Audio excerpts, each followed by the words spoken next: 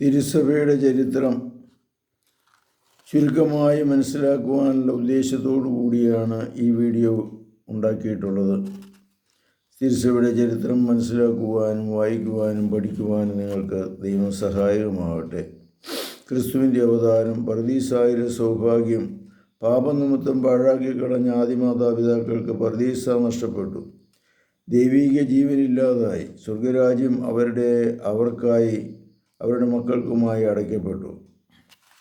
അതപ്പതിച്ച മനുഷ്യവർഗം പകലന്തിയോളം പണി ചെയ്തു. നെറ്റിയിലെ വിയർപ്പ് കൊണ്ട് അപ്പം ഭക്ഷിക്കുവാൻ അവർ അധ്വാനിച്ചു.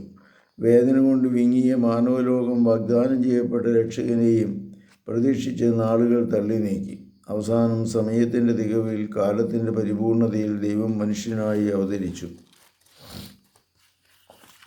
തിരുസഭയുടെ സ്ഥാപനം. പിതാവിൽ നിന്നും പിശാചിൻ്റെ കൈപിടിച്ച് അകന്നുപോയ ഓമന മക്കളെ പിതാവിലേക്ക് പ്രത്യാനയിക്കുവാനായി ദൈവപുത്രൻ 33 വർഷത്തോളം ഈ ഭൂമിയിൽ ജീവിച്ചു.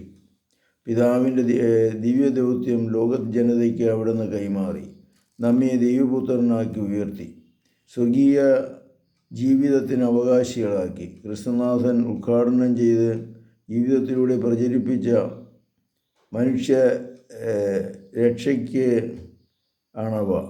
തൻ്റെ മരണാനന്തരം ലോകത്തിൻ്റെ അവസാനം ദിനം വരെ തുടർന്ന് നടത്തുവാനായി അവിടുന്ന് ഒരു സഭയെ ഈ ലോകത്തിൽ സ്ഥാപിച്ചു. അതാണ് തിരുസഭ.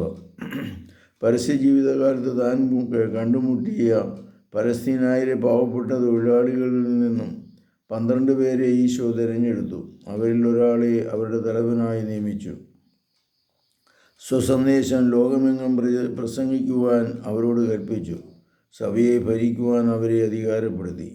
ഞാൻ സത്യമായി നിങ്ങളോട് പറയുന്നു, നിങ്ങൾ ഭൂമിയിൽ ബന്ധിക്കുന്നതെല്ലാം സ്വർഗത്തിൽ ബന്ധിക്കപ്പെട്ടിരിക്കും. നിങ്ങൾ ഭൂമിയിൽ അഴിക്കുന്നതെല്ലാം സ്വർഗത്തിൽ അഴിക്കപ്പെട്ടിരിക്കും.